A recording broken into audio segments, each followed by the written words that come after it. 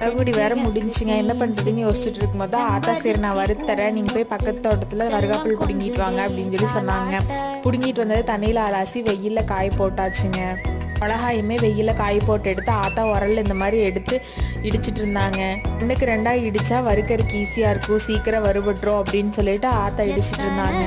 மிளகா ஓரளவுக்கு தான் காஞ்சிருந்துச்சுங்க, அதனால உரல் இடிக்கிறதுக்கு கொஞ்சம் கஷ்டமாக தான் இருந்துச்சு. ஆத்தா எப்படியோ இடிச்சிட்டாங்க.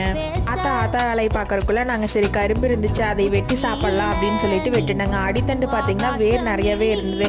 சரி அடித்தண்டு 2-3 எண்ணம் இருந்துங்காட்டி தோட்டத்துக்குள்ளேயே நெட்டி விட்டு பார்க்கலாம் அப்படின்னு சொல்லிட்டு அதையும் தனியாக எடுத்து வச்சுட்டு மற்றெல்லாம் சிறுசாக வெட்டிட்டு இருந்தாங்க. நாங்கள் கரும்பு சாப்பிட்டு முடிக்கிறதுக்குள்ளேயே ஆத்தா கொத்தமல்லி சீரகம் கருகாப்பில் எல்லாம் போட்டு நல்லா மிளகுடிக்கு வந்து வறுத்து எடுத்து வச்சுட்டாங்க.